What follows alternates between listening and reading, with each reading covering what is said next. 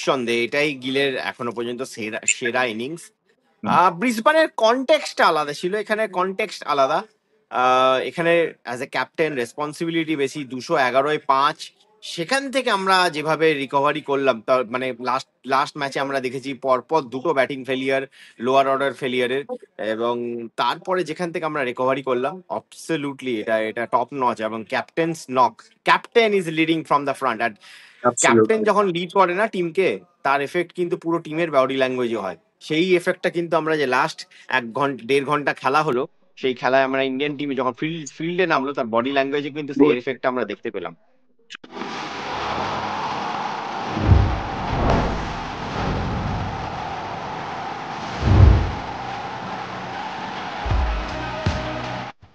নমস্কার, wheeler Willey আবার আপনাদের সকলকে স্বাগত জানাই।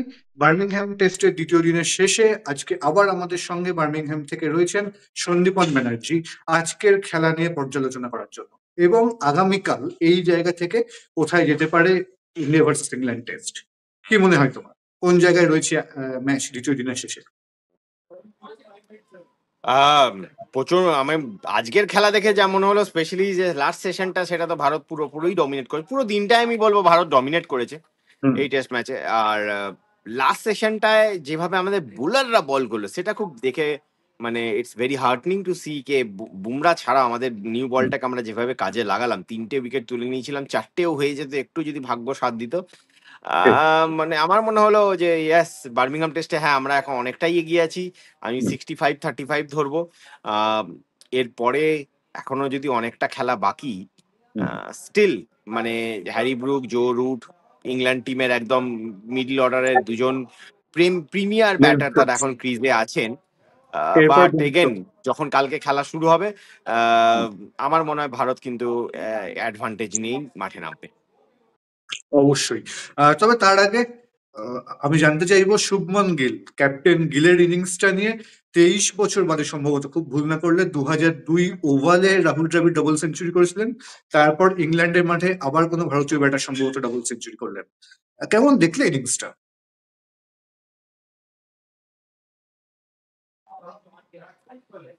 তিনি গাভাস্কারের রেকর্ডও ভাঙলেন। নাও শুভমন গিল, এখন শুভমন গিল হচ্ছে ভারতীয় হিসাবে ইংল্যান্ডের মাটিতে সব থেকে হায়েস্ট টেস্ট স্কোর তার আছে তার নামে। একসময় মনে হচ্ছিল হয়তো 300টাও হয়ে যাবে, বাট ঠিক। যাই হোক, সবটা তো আর একসাথে পাওয়া যায় না। অবশ্যই। ইনিংসটা আমি যথেষ্ট ম্যাচিওর ইনিংস, যথেষ্ট। আমি বলবো কালকেও যেটা ডিসকাস করেছি, একসময় একটু বেশি সেলে চলে গিয়েছিলেন ঋষভ পান্তের ডিসমিশালের পর, তিনি কিন্তু নিজেকে আবার মেলে ধরেন। এবং আজকেও রবীন্দ্র জাডেজার সাথে সকালে যেভাবে ব্যাট করলেন, মানে খুবই খুবই ম্যাচিওর ইনিংস, খুবই ম্যাচিওর ইনিংস। মানে আই নো কেউ উইকেটটা ফ্ল্যাট ছিল, তেমন কিছু হচ্ছিল না কেন, কিন্তু ফল শট পার্সেন্টেজ তুমি যদি শুভমান গিলের দেখো, খুব কম। মানে যে তার শর্ট সিলেকশনকে কিন্তু তোমাকে ক্রেডিট দিতেই হবে। ইভেন ফ্ল্যাট উইকেটেও তোমাকে কিন্তু রান বানানোর জন্য you have to pick the right spot. তুমি মানে এটা ক্লাব লেভেলে বোলিং নয়, এটা একটা ইন্টারন্যাশনাল বোলিং অ্যাটাক, তার এগেস্টে তুমি 250 রানের ওপরে রান করছো। সুতরাং you need to play the right shot. Short সিলেকশনটা কিন্তু একদম টপ নচ। অবশ্যই, অবশ্যই। এবং পুরো ইনিংসটা যেভাবে মানে কন্ট্রোল করলো, নিজে যেভাবে খেললো, মানে এবং তোমার কি মনে হয় এটাই গিলের এখনো অব্দি টেস্টের সেরা ইনিংস? আমি ব্রিসবেনের 91-কে মাথায় রেখেও জিজ্ঞেস করছি তোমাকে। নিঃসন্দেহে নিঃসন্দেহে এটাই গিলের এখনো পর্যন্ত সেরা সেরা ইনিংস। হুম। ব্রিসবেনের কনটেক্সটটা আলাদা ছিল, এখানে কনটেক্সট আলাদা। এখানে অ্যাজ এ ক্যাপ্টেন রেসপন্সিবিলিটি বেশি, 211-5।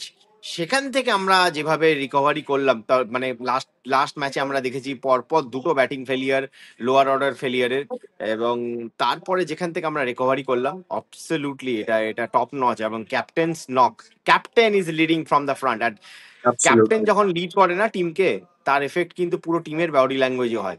সেই এফেক্টটা কিন্তু আমরা যে লাস্ট 1-1.5 ঘন্টা খেলা হলো, সেই খেলায় আমরা ইন্ডিয়ান টিমে যখন ফিল্ডে নামলো, তার বডি ল্যাঙ্গুয়েজে কিন্তু সেই এফেক্টটা আমরা দেখতে পেলাম।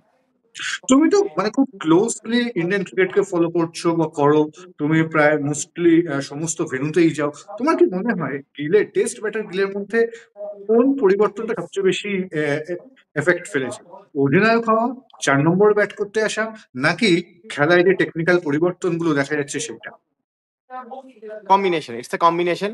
আমার মনে হচ্ছে ক্যাপ্টেন্সি সো ফার, মানে it's too early to say, just দুটো ম্যাচও হয়নি আর কি না। উনি ক্যাপ্টেন হয়েছেন, 3টে ইনিংস খেলেছেন। সো ফার ইট ইজ, মানে ইট সিমস লাইক যে captaincy is bringing the best out of him. একটা অ্যাডেড রেসপন্সিবিলিটি, সেটাকে কিন্তু তিনি এক্সট্রা প্রেশার হিসেবে নেননি, সেটাকে কিন্তু তিনি নিজেকে একটা মানে মেলে ধরার একটা অঙ্গ হিসাবে দেখেছেন। আর আমার মনে হচ্ছে, তুমি যদি আমাকে জিজ্ঞেস করো, টু বি ভেরি অনেস্ট, মানে টু বি ফেয়ার, শুভমানের যে টেকনিক্যাল চেঞ্জেস গুলো করেছে সেইগুলো একটা ম্যাটার করে, যদিও এখানে কিন্তু তার টেকনিক্যাল টেস্ট অতটা হচ্ছে না, মানে নো অ্যান্ডারসন, নো ব্রড, ইংল্যান্ডের বোলিং অ্যাটাক, মানে এই পাটা উইকেটে 4 নম্বরে তিনি যখন ব্যাট করতে আসছেন, হয়তো বলটা একটু বেশি সফট হয়ে যাচ্ছে, বল বেশি মুভ করছে না। আহ লেটস সি, বাট পাটা উইকেট সেটা তো আর গিলের দোষ নয়, সেটা এখানে, হ্যাঁ। তো আমি আশা করব যে মানে এর পরেও শুভমান গিল কিন্তু নিজেকে এইভাবেই মেরে ধরবেন, এবং লর্ডসে আমার মনে হয় তার একটু ব্যাটিং এ টেস্ট হবে, কেননা লর্ডসে ইংল্যান্ডের বোলিং অ্যাটাকটা একটু ডিফারেন্ট হবে। ঠিক। তো সেখানে হয়তো একটু বেটার টেস্ট হবে, বাট যাই হোক, so far so good for captain Gill. আর দুজনের কথা বলবো ব্যাটিং এর বিষয়ে, সেটা হচ্ছে রবীন্দ্র জাদেজা 89 রানের ইনিংসটা, এবং যার টিমে ইনক্লুশন নিয়ে আমরা এর আগে বহু আলোচনা করেছি, সেই ওয়াশিংটন সুন্দরের ইনিংসটা। এই দুটো সাপোর্টিভ ইনিংসও কিন্তু গিলকে এই বড় ইনিংসটা খেলতে যথেষ্ট সাহায্য করেছে। আদারওয়াইজ 2-1-1 ফর 5 থেকে ভাবা যায়নি যে ভারত প্রায় 600 রান করে দেবে। একদমই একদমই, রবীন্দ্র জাদেজা মানে আমি বলেছিলাম যে এখানে যখন তিনি এই ইনিংসের আগে ব্যাট করেছিলেন, তার একটা টেস্ট 100 ছিল 2022-এ, এবং হুম। আজকেও আমরা দেখলাম যে সকাল সকাল রবীন্দ্র জাদেজা কিন্তু টিম বাসে আসেনি, তিনি আগে চলে এসেছিলেন, নেটে ব্যাট করছিলেন নিউ বলের এগেনস্টে। আচ্ছা। তো এটা মনে হচ্ছিল যে তিনি কতটা ডিটারমাইন্ড এই টেস্টে নিজেকে মানে টিমের জন্য পারফর্ম করার জন্য। আজকে প্রেস কনফারেন্সেও তিনি এসেছিলেন, তিনি এই কথাগুলোই বলছিলেন। আর তার রোল কিন্তু এখনো শেষ হয়ে যায়নি, এরপরে তো তার আসল রোলটা শুরু হবে উইথ দ্য বল। বাট হ্যাঁ, মানে আজকে ওই পারফরমেন্সটা, ওই পার্টনারশিপটা খুব ইম্পর্টেন্ট, এবং যে বলটাতেও তিনি আউট হলেন, মানে খুব ভালো বল ছিল, মানে এক্সট্রা বাউন্স তিনি হয়তো সামলাতে পারলেন না, নয়তো আরেকটা 100 বাঁধা ছিল। আর লাস্ট ম্যাচে আমার মনে হয়েছে রবীন্দ্র জাদেজা একটু নিচে ব্যাট করেছেন, তা তিনি হয়তো আরেকটু ওপরে ব্যাট করতে পারতেন। যাই হোক, এই ম্যাচে আমার কোনো সেরকম অসুবিধা হয়নি, লাগেনি। আর মানে he played the second fiddle to Gill. আর ভালো, মানে যথেষ্ট ম্যাচিওর লেগেছে, মানে obviously Ravindra Jadeja as a test batsman over the year অনেক ম্যাচিওর হয়েছে, কিন্তু এই ইনিংসেও যথেষ্ট ম্যাচিউরিটি তিনি পরিচয় দিলেন। ঠিক। আর ওয়াশিংটন সুন্দরের ব্যাটিং নিয়ে কি বলবেন? ওয়াশিংটন সুন্দর এগেন ঠিক আছে, মানে আহামরি কিছু নয়, বাট যতটা ওনার থেকে এক্সপেক্ট করা হয়েছিল ফ্ল্যাট উইকেটে, ততটাই তিনি করেছেন। যদি আমার মনে হচ্ছে এই যা উইকেট ছিল আর ম্যাচের পরিস্থিতি যেভাবে ছিল, হ্যারি ব্রুক আর একদিক থেকে জো রুট বল করছিলেন, মানে দুজন পার্ট টাইমার বল করছিলেন, ওই মতো পরিস্থিতিতে he will be disappointed not to score a half century. আর ওই মতো পরিস্থিতিতে আমার মনে হয় কুলদীপও 20-25 রান তো করেই দিত। সবচেয়ে বড় কথা, আসল রোলটাই এখনো প্লে করেননি, যে রোলটার দিকে তাকিয়ে। আসল এবং রোলটা আমি প্লে করেনি, দুদিন। তার আগে দেখলাম নীতিশ কুমার রেড্ডিকে এক ওভার দেওয়া হলো, তাকে বলে হ্যাঁ, আলা হলো হ্যাঁ, না। আমার মনে হয় হ্যারি ব্রুকের এগেনস্টে তাকে হয়তো এক ওভার বল দিলেও দেওয়া যেত ঠিক, আজকে। ঠিক, ঠিক। ইন্ডিয়ান বোলিং, আকাশদীপের ফার্স্ট ওভারে 12 রান দেওয়ার পরে ফিরে ফিরে আসা, এবং মোহাম্মদ সিরাজকেও কিন্তু খুব ভালো লাগলো আজকে যেভাবে বল করছিলেন। কি বলবেন? তো আমার আমার তুমি তুমি আকাশদীপ প্রসঙ্গে বলো, এবং ইন্ডিয়ান বোলিং, মোহাম্মদ সিরাজ সব প্রসঙ্গেই বলো, এবং তার সঙ্গে আমি আরেকটা জিনিস যোগ করতে চাই। আমার অন্তত আজকে এই কয়েক ওভার বোলিং দেখে আমি তো ভাবছি যে লর্ডসে একসঙ্গে বুমরা আকাশদীপ শুরু করছে, এটা কিন্তু মানে আমার মনে হয় খুব ভালো একটা দিক হতে চলেছে যদি হয়, যদি ম্যানেজমেন্ট খেলায়। অবশ্যই সেটা পরে আসবো সেই আলোচনা, যাই হোক আজকে খেলা নিয়ে। না মানে হ্যাঁ, লর্ডসে বুমরা আকাশদীপ খুব এক্সাইটিং হবে, তার সাথে থার্ড সিমার কে হবে সেটাও একটা দেখার বিষয় হবে। মানে সিরাজ হবে, কেন সিরাজও খুব ভালো বল করেছেন আজকে এখনো পর্যন্ত। না প্রসিদ্ধ কৃষ্ণা হবে, না হর্ষদীপ হবেন, ঠিক আছে লর্ডসের কথা লর্ডসে, বাট হ্যাঁ আকাশদীপ আর আজকে আমরা যেটা প্রথম ওভারটা যেটা কি হয়েছিল বলতো, অবভিয়াসলি তিনি একটু আগে পড়ছিলেন বল, একটু সুইং পাওয়ার মানে খোঁজার জন্য। আর জ্যাক ক্রলি স্ট্রাইকে ছিল, তো জ্যাক ক্রলির রিচটা অনেক বেশি, মানে Jack Crawley likes to play on the লম্বা। Front foot. তো হুম। জ্যাক ক্রলি কি করে, তাই জন্য ফ্রন্ট ফুটে বলগুলো পেয়ে যাচ্ছে ড্রাইভের লেন্থে।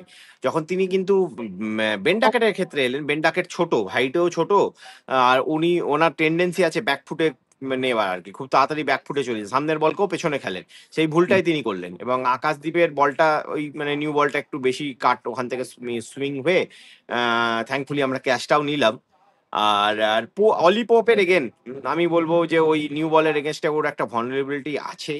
আমরা লিডসেও দেখেছি যে একটা বল যখন তিনি নতুন ব্যাট করতে আসেন একটা বল মানে ফ্লিক ওই মানে নিউ বলটা কি হয় ইংল্যান্ডে যখন ইংলিশ কন্ডিশনে যখন হালকা তুমি সুইং হচ্ছে বল তোমাকে জেনারেলি কোচরা বলে তুমি সোজা খেলো ভিতে খেলো। অলি পোপের একটা টেন্ডেন্সি আছে ও মিডন মানে মিডনের দিকে খেলতে চায় মানে একটু মিডনের ডান দিকে বা বাঁ দিকে তো একটু ব্যাটটা এ হয়ে যায় মানে অ্যাঙ্গেল চলে আসে এবং সেক্ষেত্রে প্রবলেমটা হয় কি মানে অনেক সময় বলটা যদি এক্সট্রা হালকা সুইং হয় বা হালকা ওখান থেকে এক্সট্রা লাস্ট লেট মুভমেন্ট করে তাহলে একটু ফ্লিক হয়ে যায় হ্যাঁ, বলটা তখন ফ্লিক করতে গিয়ে এবং এইভাবে তিনি বেঁচেও ছিলেন লিডসে। হুম, আজকে আমরা দেখছিলাম স্কাইতে এটা নিয়ে দীনেশ কার্তিক খুব ভালো অ্যানালিসিস করলেন জিনিসটা। লিডসে তিনি বেঁচেও ছিলেন এইভাবে তখন কিন্তু এই আজকে মানে তার ভাগ্যে ছিল না এবং খুব সুন্দর ক্যাচটাও নেওয়া হয়েছে অবশ্যই জাগলিং জাগলিং ক্যাচ। ঠিক আছে। আহ, তুমি এই জায়গা থেকে আগামীকাল ম্যাচটায় কি দেখছো, কি হতে পারে বলে তোমার মনে হয়? কারণ বল বেশ কিছু ওভার পুরনো হয়েছে সেইখানে শুরুতে সকালে, এবং একটা খুব নির্ভরযোগ্য জুটি কিন্তু ইংল্যান্ডের রয়েছে, তো এই জায়গায় ম্যাচটা কি হতে পারে বলে তোমার মনে হয়? হ্যাঁ বলে মানে আজকের দিনটা বেস্ট ছিল ব্যাটিং দের জন্য কালকের দিনটাও খুব একটা খারাপ থাকবে না যদিও আবহাওয়া হয়তো একটু মেঘলা থাকবে যেটা সুবিধা ভারত পাবে হাওয়াও চলবে একটু উইন্ডি ওয়েদার হবে কালকে। আর স্পিনারদের জন্য এখনো তেমন কোনো রোল নেই। মেবি তুমি যদি আমার থেকে দূরে দেখো এই দূরে মানে ফার এন্ড যেটা সেই ফার হুম, এন্ডে লেফট হ্যান্ডারের অফ স্টাম্পের বাইরে একটু প্যাচ আছে সেখানে বেন স্টোকস যদি আসে বেন স্টোকস এর এগেনস্টে জাদেজা বা ওয়াশিংটন সুন্দরকে সুন্দরের একটু ফায়দা হবে। আর তাছাড়া স্পিনারের বড় রোল কিছু নেই কিন্তু মানে হ্যারি ব্রুক তো আমরা জানি যে স্পিনের এগেনস্টে তিনি একটু স্বচ্ছন্দ নন spin is not exactly his comfort zone. তো হুম, সেক্ষেত্রে হ্যারি ব্রুককে আমি বলবো যে হ্যারি ব্রুকের এগেনস্টে আজকেও আমার মনে হয়েছিল একটা ওভার বেশি ওয়াশিংটন সুন্দরকে দিলে ভালো হতো। আম, তো আমার মনে হয় হ্যারি ব্রুকের এগেনস্ট একটা ফ্যাক্টর হবে বাট ওভারঅল আজকে জাডেজা প্রেস কনফারেন্সেও এসেছিলেন জাডেজাকে আমি জিজ্ঞেসও করলাম উইকেটটা কিভাবে ব্রেক করবে কতটা হাতে না ভরে করছে তিনি এখনো বলছে যে এখনো উইকেটে কারণ তেমন ওয়ারেন্টি আর নেই তবে হুম, তারা চেষ্টা করবেন টাইট লেন্থ ধরার এবং শুভমান গিলও যেটা বলেছিলেন যে আমরা এক্সপেক্ট মানে দুটো স্পিনার এই জন্য হয়তো নিয়ে নামবো যাতে আমরা গেমটাকে বেশি বেটার কন্ট্রোল করতে পারি বলটা যখন সফট হয়ে যাবে। তো দেখা যাক ভারতের এটাই গেম প্ল্যান ছিল তিনটে উইকেটও পড়ে গেছে এবার দেখা যাক আর হুম, ইংল্যান্ড যেভাবে নিজেদের ক্রিকেট খেলে they will give you chances. So absolutely. I am very hopeful. ভারতীয় পেসারদের ভূমিকাটা কাল কেমন হবে? কারণ একটু পুরনো হয়ে যাওয়ার পরে আকাশদীপ কেমন বল করবেন আমি জানি না। তার সঙ্গে সিরাজের ভূমিকাটা মানে কি খুব গুরুত্বপূর্ণ হতে চলেছে কাল? রিভার্সটা কাজে লাগবে রিভার্স যদি হুম, করাতে পারে যদিও কালকে মেঘলা ওয়েদার থাকবে আমি জানি না কতটা রিভার্স হবে বল কতটা মুভ করে সাইডওয়েজ মুভমেন্ট কি থাকে সকালে সেটা এসে দেখতে হবে। উইন্ডি থাকলে হয়তো একটু একটু বল তো মুভ করবেই। আর প্রসিদ্ধ কৃষ্ণ যদি তুমি দেখো আমার যেটা এন্ড মানে যেটা মিডিয়া এন্ড আমার যেটা কাছের মিডিয়াম। এন্ড সেই এন্ড থেকে যদি তুমি প্রসিদ্ধ কৃষ্ণকে বল করানো হয় তাহলে হয়তো ওই করুণ নায়ার যেখানে যেভাবে আউট হয়েছিল একটু এক্সট্রা বাউন্স আমি দেখলাম যে রবীন্দ্র জাডেজা যেভাবে আউট হলেন রবীন্দ্র জাডেজা বলটা যদিও একটু পেছনে ছিল কিন্তু একটু হালকা আনইভেন বাউন্স বা এক্সট্রা বাউন্স আছে এই এন্ড থেকে যদি বল করে। মানে মিডিয়া তো আমার থেকে মনে হয় প্রসিদ্ধ কৃষ্ণার জন্য আইডিয়াল এন্ড হচ্ছে এই এন্ডটা। আচ্ছা, আচ্ছা, আচ্ছা, ওকে। আর সুন্দরটা তুমি কালকে কি ভূমিকায় দেখতে চাও? সুন্দর, যদিও তুমি উইকেটের কথা বললে সব ঠিক আছে, কিন্তু হোল্ডিং জব সুন্দরের মেইন জব হবে হোল্ডিং জব। হুম, জাডেজা অ্যাটাকিং স্পিন তো মনে হয় কালকে মানে কালকে উইকেটে কিছু থাকবে না। কালকে স্পেসারদের একটা রোল হবে কেননা ওভারহেড কন্ডিশনটা হালকা সিম ফ্রেন্ডলি থাকবে আমি জানি না বল কতটা মুভ করবে কিন্তু হুম, হালকা স্পিন সিম ফ্রেন্ডলি কন্ডিশনস তো থাকবে। এবার দেখা যাক বল কতটা মুভ করে তার উপর অনেক কিছু নির্ভর করবে। ওকে। তুমি প্রথম দিন খেলা হওয়ার আগে মানে তার প্রিভিউতে বলেছিলে যে উইকেট যখন কভার সরানো হচ্ছে একটু ধুলো দেখা গেছে, সেইটা কি বাড়ছে? মানে সেই জিনিসটা কি মানে গ্রো করছে সেটা আস্তে আস্তে? সেটা জিতেন প্যাটেল আজকে এসেছিলেন প্রেস কনফারেন্সে ইংল্যান্ডের অ্যাসিস্ট্যান্ট কোচ কাম হুম। স্পিন কনসালটেন্ট তিনি এসে বললেন যে স্পিনারদের একটা রোল ডে 4 আর ডে 5 হলেও হতে পারে। ঠিক এই জায়গাটা থেকে তোমার কি মনে হয় ভারতীয় টিমের প্রাথমিক লক্ষ্য কালকে কি হওয়া উচিত? কত রানে, মানে কত রানে একটা লিড নেওয়ার অবশ্যই তারা চাইবে যত বেশি সম্ভব লিড হোক। তো কত রানের আমি একটা তো লিড চাই হলো? ফলো অন, আমি তো চাই ফলো অন করাতে ইংল্যান্ডকে, কিন্তু আমার মনে হয় না ইন্ডিয়া করাবে ফলো অন। যদি হয়েও যায় ফলো অন করাবে না, দেখো কেননা সেটা দুটো তো এখন স্পিনার নিয়ে তুমি। এখনকার একটা ট্রেন্ড হচ্ছে, তোমার 2021 ইডেন টেস্টের পর থেকে এখন সাধারণত ফলোয়ান হ্যাঁ হ্যাঁ, ফলোয়ান হয় না। আর তাছাড়া তো দুটো স্পিনার নিয়ে খেলতে নামলে তুমি চাইবে যে ফোর্থ ইনিংসে বল ফোর্থ করতে। ইনিংসে বল করতে। বাট যতটা লিড হওয়া যায় আর কি, 200 রান কিন্তু মিনিমাম তো চাই। সেক্ষেত্রে আবার সমস্যা হচ্ছে যে ডে ইংল্যান্ড ফোর যখন ডে একটা ফাইভে সামনে কিন্তু টার্গেট বৃষ্টিও দেখতে আছে পায়। হালকা। আচ্ছা। হ্যাঁ, ডে 4 ডে 5-এ বৃষ্টিও আছে, so you need enough time to get those last 10 wickets. এবং আরেকটা বিষয় হচ্ছে ইংল্যান্ড যখন সামনে একটা টার্গেট দেখতে পায় যে এত রান করলে ম্যাচটা জিতবো আমরা, সেই সময় বলতে ইংল্যান্ড অনেক বেটার প্ল্যান করতে টার্গেটটাকে পারে। এলিমিনেট করে দিতে হবে, মানে ওদের টার্গেটটাকে ওদের বিয়ন্ড রিচ করে দিতে হবে, যদিও they will go for it. Hmm. England যেভাবে ক্রিকেট খেলে, তারা যতই 600 রান, যদি 100 ওভারে 600 রানেরও টার্গেট হয়, they will go for it. But তোমাকে মানে এমন ভাবে খেলতে হবে যে ওই ওই মানে ইংল্যান্ডের জয়ের যে একটা মানে ব্যাপার, সেটাকে গেম থেকে এলিমিনেট করতে হবে, যে সুযোগটা তোমার কাছে আছে। এবং সেই সুযোগটা কিন্তু কাজে লাগানোর জন্য কালকে সকালে তোমাকে ইংল্যান্ডকে আগে আউট তাড়াতাড়ি করতে লাঞ্চের হবে। আগে 3টে উইকেট মিনিমাম নিতে হবে। এবার একটুখানি মানে একদম এই টেস্টের সামনে প্রাসঙ্গিক নয়, আমি অন্য একটা প্রশ্ন তোমাকে করি, সেটা হচ্ছে যে হুম গত সিজন মানে মানে ধরো এই ইংল্যান্ড সিরিজ শুরু হওয়ার আগে লাস্ট যে সিজনটা হুম আমরা খেলেছি, সেটা বাংলাদেশ সিরিজ থেকে শুরু করে অস্ট্রেলিয়া সিরিজ হুম পর্যন্ত যদি ধরা হয়, আমাদের মেন কনসার্ন ছিল যে আমাদের ব্যাটিং টপ অর্ডার ফেল করছিল। আমরা 40, 50, 60 ওভারের অ্যাভারেজে আমরা আউট হয়ে যাচ্ছিলাম, আমরা 90 ওভার খেলতে পারছিলাম না, এবং ব্যাটিং হুম ফেলিওর, একটা কনসিস্টেন্ট ব্যাটিং ফেলিওর আমরা ফেস করছিলাম। সেই জায়গায় হুম। দাঁড়িয়ে এই ইংল্যান্ড আসার পর দেখা গেল 3টে ইনিংস হয়ে গেল, এখন অব্দি 3টে ইনিংসে ভারত মিনিমাম 100 বা তার বেশি ওভার ব্যাট করেছে, 400, 350, 400 করে রান করছে প্রত্যেক ইনিংসে মিনিমাম। তো এই ট্রান্সফরমেশনটাকে তুমি কিভাবে দেখছো, এবং এটার পিছনে মেন কি কারণ আছে বলে তোমার মনে হয়? এবং আরো একটা জিনিস মাথায় এটা তো রাখতে হবে, এখানে মিন উইকেট গুলো হোয়াইল। পার্থদা, এখানে উইকেট গুলো তোমাকে আমি কনসিডার করতে আরেকটা হবে না, কথা উইকেটে কিচ্ছু নেই। আমি আরেকটা কথা বলছি, এবং মিন হোয়াইল কিন্তু রোহিত শর্মা, বিরাট কোহলি অবসর নিয়েছে, তারপরেও এই ব্যাটিং ট্রান্সফরমেশনটা কি কারণ বলে তোমার মনে হয়? মেন কারণ উইকেট, এরকম পাটা উইকেট তুমি ইংল্যান্ডের আগে কবে দেখেছো? মানে কন্ডিশনস বলেও, ডিউকস বলেও তেমন কোনো মুভমেন্ট দেখছি না, সাইডওয়েজ মুভমেন্ট, উইকেটও হুম, এত পাটা, মানে nothing is happening, nothing is happening. এই উইকেট গুলো দেখে তো আমার পাকিস্তানের, ওই ইংল্যান্ড পাকিস্তানের সিরিজের উইকেট গুলোর কথা মনে পড়ে যাচ্ছে, মুলতান, রাওয়ালপিন্ডি, ওই হুম, ধর। হুম, হুম, কেন উইকেটে কিছু হচ্ছে না বেসিক্যালি। তো এতটাও ফ্ল্যাট উইকেট হবে হয়তো ভারতীয় ব্যাটাররাও, ভারতীয় টিমও এক্সপেক্ট করেনি। বাট যা আছে, মানে যেটা, এটা তো আর ভারতের দোষ নয় যে ইংল্যান্ড ফ্ল্যাট উইকেট প্রিপেয়ার করে প্রডিউস করছে। তো আমার মনে হয় উইকেট আমি দেখতে হবে, মানে চ্যালেঞ্জিং কন্ডিশনে আমাদের এই ব্যাটিং কেমন পারফর্ম করে সেটাও একটা দেখতে হবে। লর্ডস হয়তো একটা, হয়তো হয়তো মানে অফ লেট কাউন্টি চ্যাম্পিয়নশিপ ম্যাচেও লর্ডসে অনেক রান হয়েছে ফ্ল্যাট উইকেট, এবং ডাব্লিউটিসির প্রথম দুদিন বাদ দিলে কিন্তু নেক্সট দুদিনও উইকেটে তেমন কিছু ছিল না। তো লর্ডসে বা গোয়িং ফরওয়ার্ড ম্যানচেস্টারে কি উইকেট হয় সেগুলো দেখে তারপর আমি কথা জাজ করবো ব্যাটিং লাইন আপটাকে। এবং ইংল্যান্ড বোলিং অ্যাটাক, সেটাও কি কোথাও একটা এখানে বড় রোল প্লে ইংল্যান্ড বোলিং করবে? একটা একটু একটু একটু মানে আমি বলবো যে একটু অ্যাভারেজই, মানে ক্রিস ওকস যদিও হালকা এই মানে ক্রিস ওকস হয়তো যতটা ইম্প্যাক্ট এই 3টে ইনিংস তো বল করলেন তিনি, তো যতটা ইম্প্যাক্ট তার হবার কথা ছিল ততটা কিন্তু তিনিও করতে পারছেন না। এনিওয়েজ, অনেক ধন্যবাদ সন্দীপন। আবার হুম। কালকে দিনের শেষে কালকে দিনের পারফরমেন্স নিয়ে আলোচনা হবে। ভালো থেকো।